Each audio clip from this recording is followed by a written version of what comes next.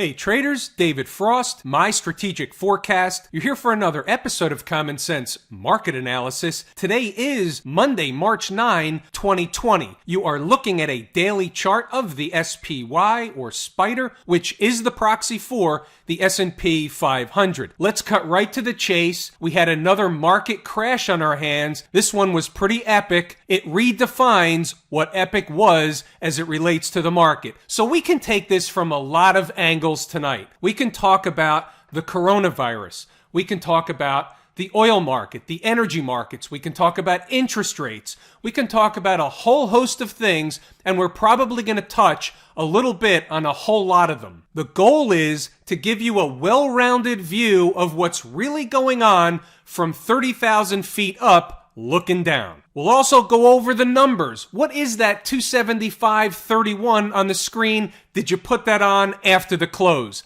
No, I didn't. We'll get to that later. Let's get right into the daily chart. What do we have on our hands? We had another rubber band that broke. Friday's close, we had a ramp up into the end of the day, suck in some bulls, think that they're going to come out with something over the weekend to alleviate the issue around the coronavirus and whatever else was going on. You can see here, this represents the last hour or so of the day. On Friday, they ripped the market up about 100 handles, and then you fast forward today, we gapped them down a ton, and I mean a ton. It wasn't even close. Back to the daily chart for now. We all know the numbers by now. Just to put it in perspective to frame out the video, the S&P 500 was down 225 points, 7.5%. How you doing? The Dow, a cool 2,013 points down, 7.8%. How you doing? Definite fear out there. That's what you want to see when you begin looking for another turn in the market. Where will be the next short-term bottom? We're going to talk about that as well, obviously. Interest rates, they're at basically just north of zero. The 10-year Treasury, 0.5%. The 30-year Treasury, 30-year Treasury. One more time, 30-year bond. You're borrowing money, meaning the federal government is borrowing money at less than 1%, 0.937%. Also said 937 basis points, your or whoever is buying a treasury bond is essentially loaning the government money at less than 1% for 30 years. Now, nobody's really doing that. Bond market is traded back and forth like everything else, but we're not going to get into that. There are buyers of treasuries that intend to hold them. They're mainly governments around the world, big institutions, yada, yada, yada. Is that a possible trend change in bonds, by the way, in yields? Here's the TLT chart. We're going to jump around a little bit for obvious reasons. There's a lot to discuss. There's no set agenda or syllabus for tonight. TLT, nice reversal. Now, it's still in an uptrend very high on the chart. That goes without saying. But was this an exhaustion move? That's on the table. Now's probably a good time to talk about the 275.31. As you can see, the SPY or Spider closed below that price. But what's interesting is, after the market closed, we find the ES, meaning the futures contract, and also the aftermarket activity in the SPY, we find the S&P rallying after the close. Now, whether or not this rally is going to stick, is it a dead cat bounce, some short covering? It could be all kinds of things. I only have the numbers to go by, so we're going to talk about the numbers, not the excuses or the reasons why a move might happen. We're just talking about the numbers around a move. So now we have to talk about inside the numbers, and mind you, there is an absolute method to the madness today. Pay attention to the numbers. Now, this pre-market morning section was posted probably beginning about 7:15, maybe 7:30 this morning. Believe me when I tell you, I was up most of the night. Not because I'm worried about the market or anything, but mainly because my blood is flowing when this kind of stuff happens. Who the hell can sleep? You're living through and paying attention to and probably actively trading in the market during a period in time that's going down in the history books. How the hell can you sleep? When you look at the pre-market morning notes, we talk about Sunday night. We had a big gap down. we had a limit down, and what a limit down is when the market is down, and I think with futures it was 5%, and I think it became 7% on the open today. So we had another circuit breaker take hold right at the opening bell today. So we had a circuit breaker in the futures last night. We had another circuit breaker at the open, and I want to point something out very, very interesting. Obviously, I'm running numbers all night long. So focus on the line that says, if you have to know where this trader sees SPY support below current price, that's based on where it was trading in the pre-market. It's a zone because it has to be a zone because the swings are ridiculously wide, right? So 275.31 and 270.47. We'll just say for argument's sake, it was a 50-point S&P zone or 5 SPY handle zone. Had no choice. You scroll up a little bit and you'll also see at the bottom, most traders will be spectators today. There's nothing wrong with that. If you're not comfortable taking on undue risk, don't. Anybody that's not comfortable participating in an environment like this should be a bystander, an innocent, capital-preserving bystander. By the way, check out Stocks on the Move. So you'll notice, and in the notes also, you'll notice that I'm picking out, A, the names we know. We're not going to trade some penny stock that has a float of 7 shares. We're going to trade stuff that has real businesses around it. We're also going to trade stuff that's coming into areas that this trader would be interested to buy the stock because it's at a ridiculous price. Now, today's ridiculous price may not seem ridiculous next week, but today we had ridiculous prices on our hand.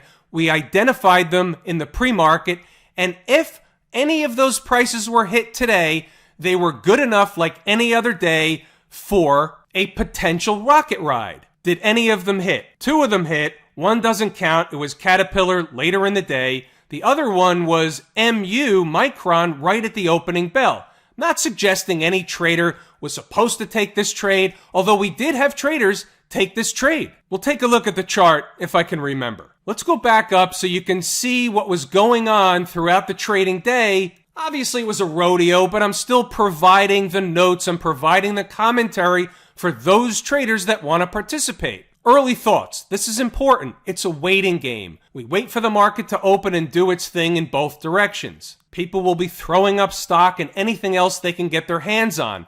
Logical support areas can and will take a sabbatical from reality in a crash scenario. It's an awareness. Here's what I've always told my kids, which obviously applied today. Don't do stupid stuff. It's not worth it. And when push comes to shove, a kid, you, me, we know what's stupid and what's not stupid. If you would feel stupid telling me about a trade you took, then it was a stupid trade. And by the way, the same thing applies to me. I'm not immune from stupid. Let's move on. You can read the notes, start and stop the video as you please. I want you to focus on a couple of things. 295.31, we started in with that before most people had a cup of Java. And then later on, you're going to focus in on something else. You're going to focus in on another number, 279. Jot that down, 279. Let's scroll up. You can start and stop, read it at you like. Not the 279 here at 10:30, but one that's going to come into play later in the day. We move on. We'll go throughout the trading day. You can see what's going on. We're identifying stuff that's happening. We have an awareness. We're looking around the horn, the IWM, the transports. They're giving a tip-off of what may or may not happen later. That's how we use them throughout the trading day. They're proxies in the trading day. They're proxies after the daily close. It doesn't always work that way. And when I say proxies, leading indicators. The IWM is leading indicator number 1, and the transports leading indicator number 2, favorite canary in the coal mine number 1. Continuing on, we're discussing things that are present, things that are apparent, awareness type stuff. We do that throughout the day so that traders from inside the numbers, members inside the numbers, can start to learn the cadence of the market. What you're doing over time is you're learning how to read the tape based on what's happening. It's different every day, so every single day I'm telling you exactly what I'm seeing, which leads to a learning experience of how to read the tape. Continuing along. In the morning, what they did was make a bullish pattern that said, hey,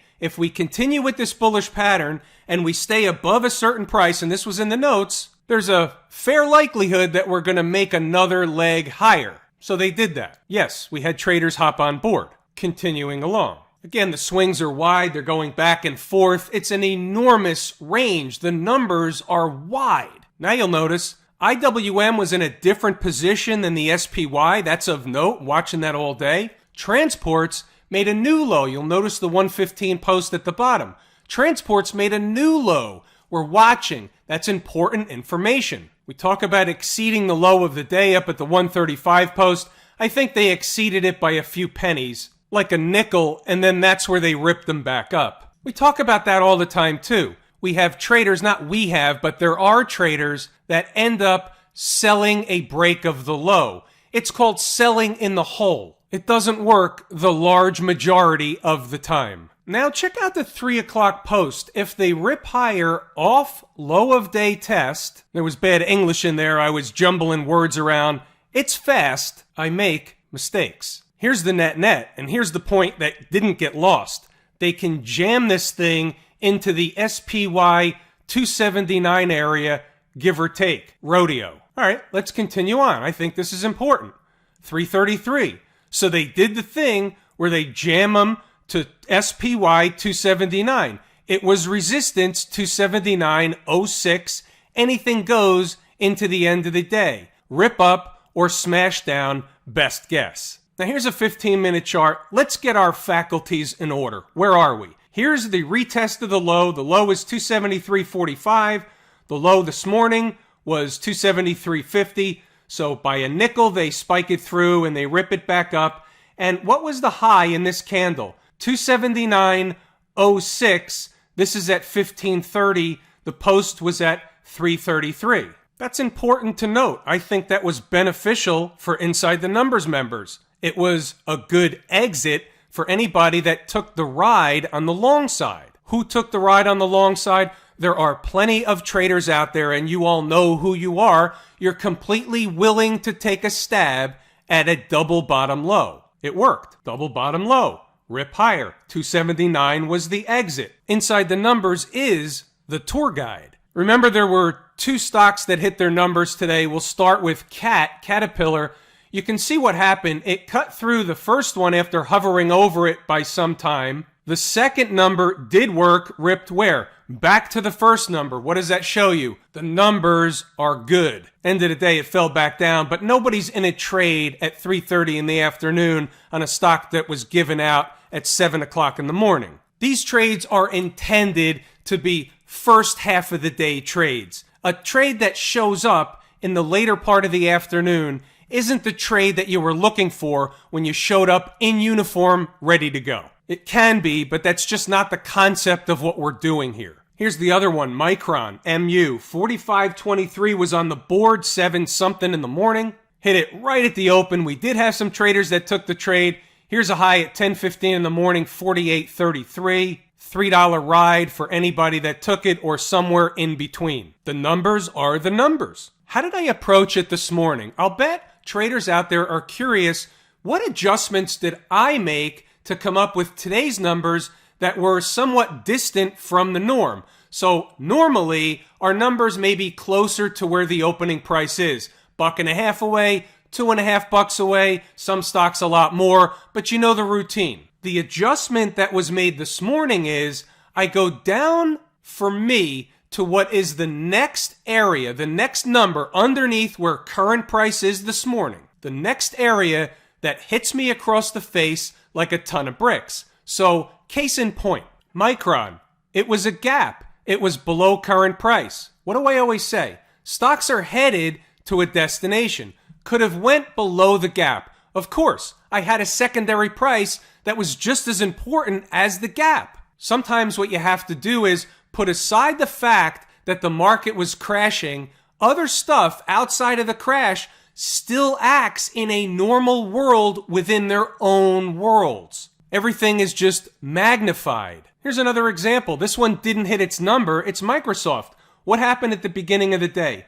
The The low was 150 on the button. What was my number on stocks on the move? 149.31. Easily could have hit that number. They chose not to. What happened later? Just minutes later, 10:15 in the morning, the thing's at 157. That could have easily triggered another trade. Stocks are headed to a destination. The market was headed to a destination. It was a far destination from where it closed on Friday, but it was still headed to a destination early this morning. We're never going to change that fact. What else happened today in terms of the S&P 500? Well, guess what? The S&P 500 did something very specific that's taught right in the course Lazy E-mini Trader. In fact, it's also taught in the Lazy Gap Trader. So it's no wonder the market stopped around where it did today. Garden variety. The market also did something else today, right out of the course Lazy E-mini Trader. Came into an important price, right? The price I just referenced that's taught, or at least how you derive that price, is taught in the course, but also it did it on time. It's not a guarantee we're going to get a turn, but I wouldn't necessarily be betting against a turn right now. What would a turn mean? A turn for me would mean that today's low sticks on a closing basis. The low gives way on a closing basis, and the low will come in at some other point in time from some other price. Camp IWM. Why do we start on the weekly chart? Because I need you to understand where the IWM is in relation to where the SPY is on the chart. This represents the lows from December of 2018. We're approaching those lows now. We're nowhere near those lows in the SPY. The IWM is my favorite market leading indicator. Now, if all the markets go down, the IWM is going to go down with it, and it's likely going to break these lows. You have a 100-month moving average, 123, 124 area. Look what else you got over here. So you have price that runs up to a spot, right? This is a spot, or it's a zone. Somewhere in this area, the market thought that price was important. Why? Because it was rejected. So then it ran back up and it broke out big time. So this is a breakout area. Somewhere in here is a breakout area. Also, ironically enough, coinciding with a 100-month moving average. Now, you need some space in here. You need some wiggle room. This is a monthly number. So intra-month, if this is reached somehow, some way in short order, which it obviously can be, as evidenced by today's action, if that's reached, they can certainly go beneath, spike through the 100-month moving average. I did the work. 1888 or 16. 118.88 or 116 bucks in the IWM. There's two numbers. You always have to have a backup plan. And guess what? Ironically enough, and there's no accidents or coincidences, but I swear to you that 116 had nothing to do with this breakup candle low. 114.88 is that breakup candle low. So we're watching this zone in the IWM on an all-out continued collapse. And by the way, what if it doesn't have a continued collapse? What happens if all of a sudden it rallies? Well, we'll be watching this spot later anyway. What happened down at the transportation department? Also, remember the number that was put up on the board, 8045 and change, the last video. Now, it was a number that was in a zone, but nevertheless, really? It's almost like they made a beeline for it today. This is back to the daily chart. You're at a breakup candle low, and you're really, really far from home base. It's another area for showtime for the bulls. They need to defend, somebody needs to defend 8,000 in the transports. Let's have a side discussion. Oil prices. We're not even going to look at an oil chart. Why? I don't even have any points of reference on my oil chart. I have to call the platform provider and find out if I'm using the right or wrong symbol. I can't even go back in time enough to get a reading on support areas down where we are. It's unbelievable. But here's the point that I want to make with the oil/energy sector. We need to say this. There's two sides to the oil/energy discussion. Obviously, there's a lot of global tensions going on. Saudi Arabia, us, Russia. There's a lot more players involved as well. It's an interesting dynamic. One way to harm the U.S. economy is to drive the price of energy way, way down because of the impact it has on energy companies, our entire energy sector. On the flip side, other than those companies, and obviously the people working at those companies, but everybody else, we all benefit from lower energy prices because the input costs for those companies are less, or any company buying energy, input costs are less, therefore their expenses go down. Our input costs are less when we put gas in the car. As energy prices come down, the price of gas comes down. So we benefit, but we don't benefit as an economy. Why? The energy sector is levered. What does that mean? That means they borrow money. They have to borrow money to do these hugely expensive projects like drilling for oil. And I'm broad brushing a simple example. But here's the point. Their cost of goods sold is the same thing that they borrow money to pull out of the ground. If that price changes, if their model changes, let's say they're only profitable when oil is over a certain price. We don't know what that price is because you'll hear a variety of different prices, and there are a variety of different prices because everybody's cost model is different from country to country, from company to company. But when the cost of oil falls, energy costs fall, decrease, they can't sell it. It's a commodity. They can't sell it for more than it costs them to pull out of the ground. Guess what? They're upside down. Guess what? All of a sudden, the bondholders are in jeopardy of their loan not being repaid. Why? Because XYZ Energy Company can't make money doing what they thought they were going to do when they borrowed the money. What happens? Trouble. This is a cycle that happens over and over and over again in the energy space. This isn't the first time, and it won't be the last. But this time, prices got really, really deep. So what do you do if you want to find out if companies are in trouble? You go to the bond market, take a peek, and see where their bonds are trading. You don't want to go to the Exxon Mobils of the world. They'll withstand the storm. You want to go to the second and third tier companies, not the ones in the S&P 500. The ones with bonds that have a B in front of their rating. Those bonds are likely trading at a deep discount to par being 100 cents on the dollar. And what that tells you is that when the need comes, when they have to borrow money, they're not going to be able to go to the bond market. So what are they going to have to do? One of two things. Go to a bank, and they won't be able to do that either, or go to the equity market and dilute the rest of their shareholders. More trouble. These are long-term things that play out over time.